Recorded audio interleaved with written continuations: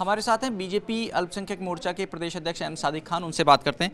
सादिक जी, मल्लिकार्जुन खड़गे के बयान पर क्या बड़ा ऐतराज है पार्टी का?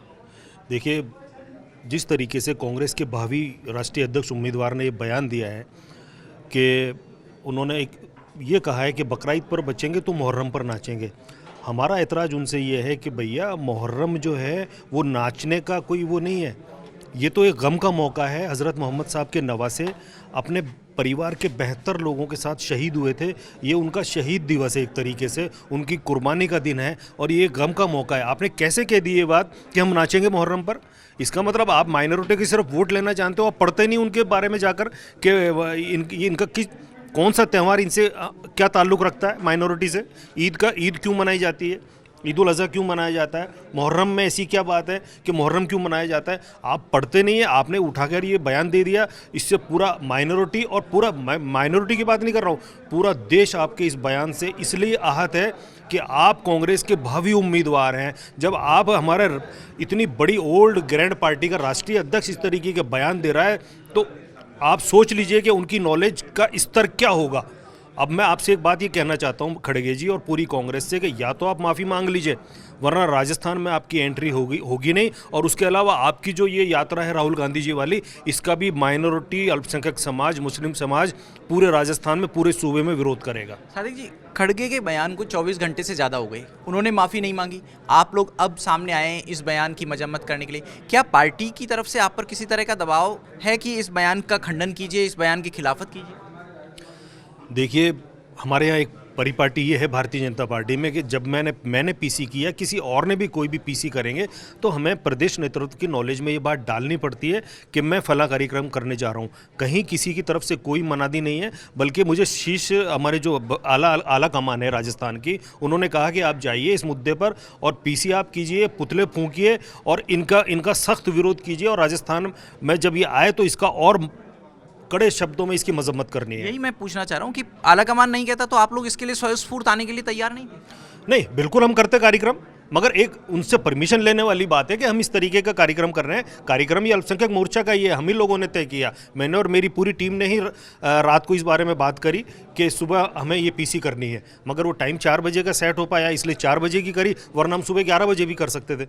कार्यक्रम तो आप लोग एक और करने वाले हैं। देश भर में अल्पसंख्यक मोर्चे के कार्यकर्ता जाएंगे और बताएंगे कि बीजेपी और आरएसएस मुसलमानों की विरोधी नहीं है। क्या थीम रहेगी इस कार्यक्रम?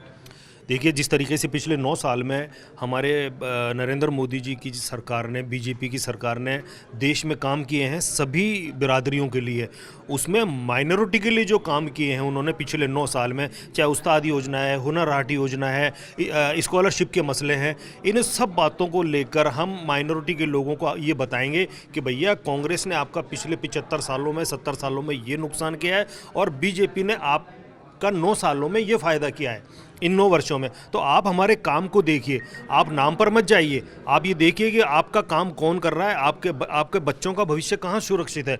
तो माइनॉरिटी ये तय जान लीजिए कि जब इन मुद्दों को हम लेकर जाएंगे तो माइनॉरिटी जो है, मुस्लिम समाज जो है, वो भाजपा का दामन थामेगा आने वाले लोकसभा चुनाव में और राजस्थान में विधानसभा चुनाव में, और ज़रूर थामेगा ये दामन। वोट में आप इसको कैसे कन्वर्ट करेंगे? आप कह रहे हैं कि माइनॉरिटी दामन थामेगा, लेकिन माइनॉरिटी के जो वार्ड्स हैं, विधानसभा क्षेत्र हैं, वहाँ पर कमेटियाँ ही पूरी नहीं हो पा रही, आपको नेता ही नहीं मिल पा रहे, तो वोटर कैसे मिले?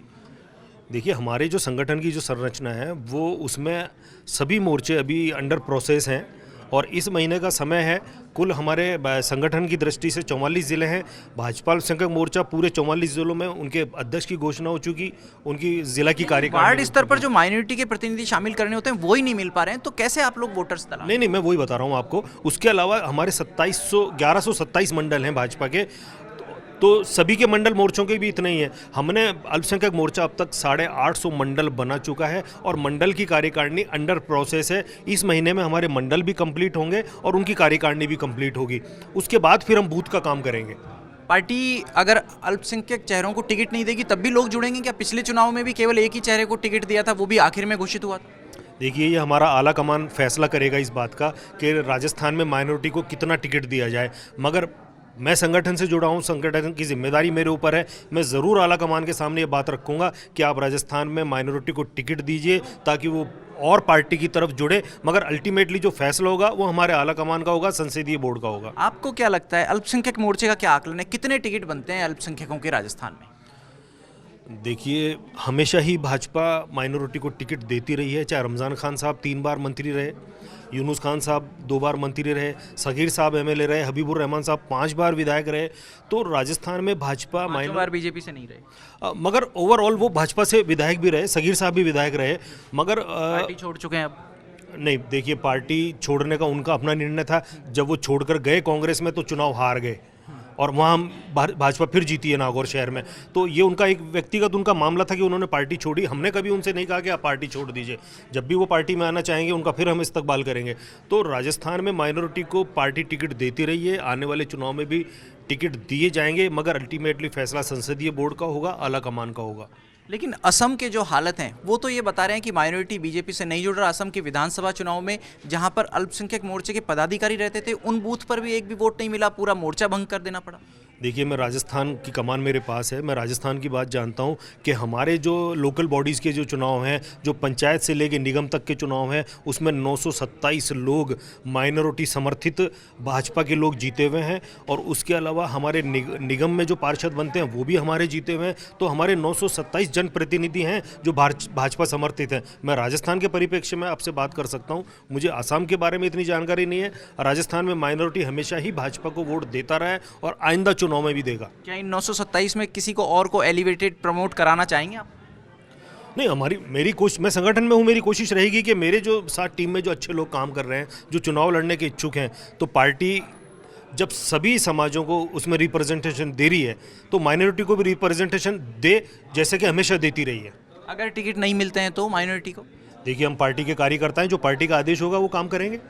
यही नाराजगी है समाज में कि पार्टी टिकट दे चाहे नहीं दे, जो संगठन के पदाधिकारी हैं वो जुड़े रहते हैं, बाकी लोग नहीं जुड़ पाते। देखिए, समाज की नाराजगी की बात तो ऐसी है कि कांग्रेस ने 16 टिकट दिए थे, उसमें से 9 जीते हैं। उन 9 में भी एक जो कैबिनेट मंत्री है उनकी हालत आप देख लीजिए। और जब भी भाजपा की सरकार रही है, जब हमारे जो कैबिनेट मंत्री बनते रहे, चाहे रमज़ान खान साहब बने हो या उनके बाद में यूनुस खान साहब बने हो, तो उनकी क्या हैसियत रही है आप मीडिया से जुड़े हुए लोग हैं, मुझसे ज़्यादा जानते हैं। और साले मोहम्मद जी की क्या हैसियत है ये भी आप अच्छे से जानते होंगे। तो उनकी हैसियत से आप सेटिस्फाई हैं या नहीं है?